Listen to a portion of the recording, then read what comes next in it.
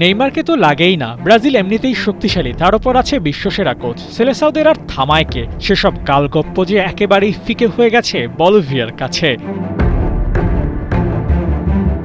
নেইমারকে যে দরকার ছিল তার প্রমাণ মিলেছে অ্যাটাকিং লাইন আপের ব্যর্থতায়। বলিভিয়া যেখানে শটস নিয়েছে 23টি, সেখানে ব্রাজিলের শটস মোটে 10টি। অন টার্গেট শটেও কার্লোর ছেলেরা পিছিয়ে পড়েছে। বলিভিয়ার 10টির বিপরীতে ওদের শট ছিল গোটা তিনেক। অ্যাটাকিং মিডে ব্রাজিল অবশ্য বেশ ভালোভাবেই শূন্যতা অনুভব করেছে নেইমার জুনিয়রের। প্লে মেকিংয়ে ঘাটতির কারণেই যে ম্যাচ হেরেছে সেলেসাওরা। বিশ্বকাপ বাছাই পর্বে শেষ ম্যাচ খেলে ফেলেছে ব্রাজিল। বিশ্বকাপের প্রস্তুতিও প্রায় শেষের দিকে, কিন্তু 5 বারের বিশ্ব চ্যাম্পিয়নরা কতটুকু প্রস্তুত হয়েছে তার প্রমাণ মিলবে ছোট্ট এক পরিসংখ্যানে। ওয়ার্ল্ড কাপ কোয়ালিফায়ার ম্যাচে ব্রাজিল খেলেছে 18 ম্যাচ, জিতেছে মোট 8 ম্যাচ, হেরেছে 6টিতে।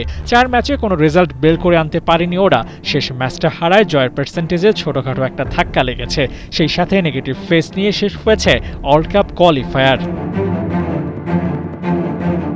তবে এই হারের পেছনেও আছে যদি কিন্তুর হিসেব। সমুদ্রপৃষ্ঠ থেকে 4000-এর বেশি উচ্চতার মাঠ এল আল্টো মিউনিসিপ্যাল স্টেডিয়ামে খেলা গড়িয়েছে, যেখানে অক্সিজেনের স্বল্পতাও বড় ফ্যাক্ট ছিল সেলেসাওদের জন্য।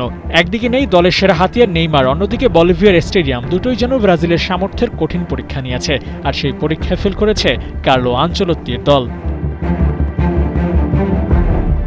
আসন্ন বিশ্বকাপে আরও একবার হেক্সা জয়ের পরিকল্পনা নিয়েই যাবে ল্যাটিন জায়ান্টরা, কিন্তু শেষ মুহূর্তে চলছে এক্সপেরিমেন্ট, যা ডন কার্লো ও তার দলের জন্য অপ্রত্যাশিত কোনো ফলাফলের জন্ম দিতে পারে। দেখা যাক বিশ্বকাপের আগ মুহূর্তে ব্রাজিল দলে নেইমার জুনিয়র কামব্যাক করেন কিনা।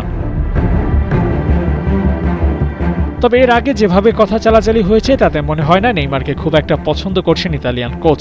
স্কোয়াডে তার না থাকায় ব্যাখ্যা ইনজুরির কথা বলা হয়েছিল, কিন্তু ব্রাজিলিয়ান নাম্বার 10 নিজেই সেটা অস্বীকার করেছেন। সেই সাথে সান্তোসের হয়ে ঝাড়া 90 মিনিট ম্যাচও খেলেছেন। আনচেলত্তি নেইমার এই দ্বিপাক্ষিক বৈরিতার সমাধান হবে কিনা সেদিকেও চোখ থাকছে সবার। আবু নাইম, 71।